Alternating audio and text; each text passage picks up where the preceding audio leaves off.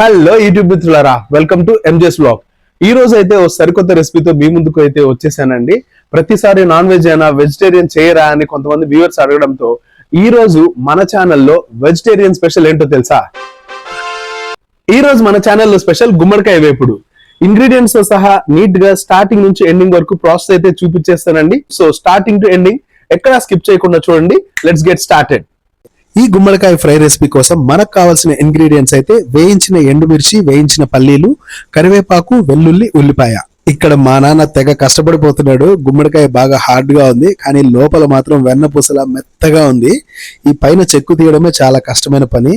కానీ తెలుగులో ఒక సామెత ఉంది, మీరు ఎప్పుడైనా వినే ఉంటారు, కడివిడంత గుమ్మడికాయ అయినా కత్తికి లోకువా అని. చూసారా, చూడడానికి మాత్రం అంత పెద్ద గుమ్మడికాయ చాకు తీసుకొని కూర్చోగానే మొత్తం పీస్ అయిపోయింది అనమాట. ఇప్పుడైతే మనం రెసిపీలోకి వెళ్ళిపోదాం. ముందుగా ఓ పెద్ద కడాయిని పెట్టుకొని అందులో ఒక 6 నుండి 5 టేబుల్ స్పూన్ ఆయిల్ అయితే వేసుకోవాలి. ఆయిల్ వేడెక్కగానే జీలకర్ర, ఆవాలు వేసేసుకొని చక్కగా చిటపట్లాడించుకోవాలి. వెంటనే కరివేపాకు కూడా వేసి, అలాగే దాని వెనకనే వెల్లుల్లి, ఆనియన్ కూడా వేసేసి దోరగా బ్రౌన్ కలర్ వచ్చేంత వరకు వేయించుకోవాలన్నమాట. ఈ గుమ్మడికాయ తినడం వల్ల లాభాలు ఏంటో తెలుసా? ఇందులో బీటా కెరోటిన్ పుష్కలంగా ఉంటుంది. కళ్ళకి, పునరుత్పత్తి అవయవాలకి, గుండె, ఊపిరితిత్తులు, కిడ్నీ వంటి కీలక అవయవాల ఆరోగ్యానికి ఇది ఎంతగానో సహకారం చేస్తుందండి. ఇంకా కొన్ని రకాల క్యాన్సర్ కారకాలు కూడా బాడీలో చేరిన వాటిని నాశనం చేసే గుణం ఈ గుమ్మడికాయ ఉందంటే మీరు నమ్మాల్సిందేనండి. ఇప్పుడైతే మనం వేయించుకున్న ఆనియన్, కరివేపాకు వీటన్నిటిలోకి గుమ్మడికాయను కూడా వేసేసుకొని చక్కగా పైకి కిందికి కలుపుతూ ఒకసారి ఇలా పాత్రను ఎగరవేస్తూ ఈ వేయించిన తాలింపు తర్వాత గుమ్మడికాయ మొత్తం కలిసిపోయేలా ఒక్కసారి కలిపి స్టవ్ మీద పెట్టేసుకుందాం. ఈ టైంలో కాస్త ఉప్పును కూడా చల్లుకుందామండి. రుచికి సరిపడా ఉప్పును ఇప్పుడు చూసుకుని చల్లుకుందాం. ఉప్పు వేసిన తర్వాత మరి ఒకసారి దీన్ని కలియబెట్టుకుందాం.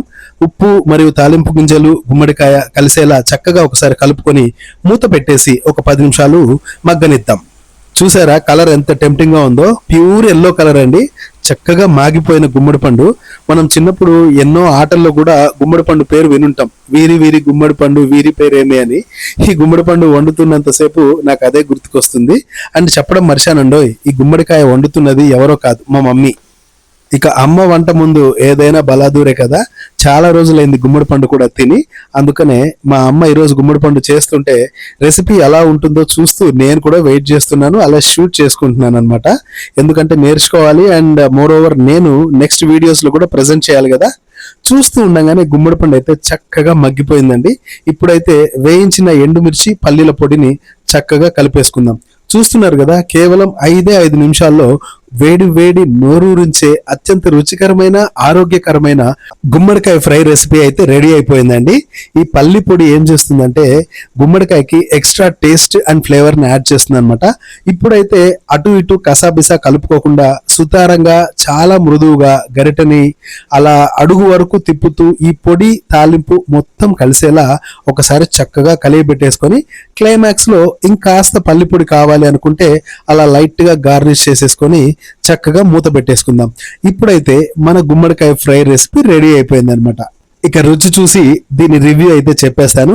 మీరు కనుక ఫస్ట్ టైం నా ఛానల్ చూస్తుంటే దయచేసి సబ్స్క్రైబ్ చేసుకొని బెల్ ఐకాన్ క్లిక్ చేయండి అండ్ లైక్ చేయండి. మీ విలువైన కమెంట్స్ ని కమెంట్ సెక్షన్ లో తెలియచేయండి. నేనైతే వేడి ములక్కాడ సాంబార్ తో పాటు గుమ్మడికాయ ఫ్రైని కూడా తింటున్నాను. ఆహా, అలా కలపగానే వెన్నలాగా మెత్తగా అన్నంలో కరిగిపోయింది. టేస్ట్ మాత్రం వేరే లెవెల్ అండి, అద్భుతంగా ఉంది. పైగా అమ్మ చేతి వంట కదా, కమ్మగానే ఉంటుంది. టేస్ట్ మాత్రం సూపర్ అండి. మీరు కూడా మస్ట్ ట్రై. ఒకసారి ట్రై చేసి రెసిపీ ఎలా వచ్చిందో చెప్పండి. నెక్స్ట్ వీడియోలో కలుద్దాం. Bye friends.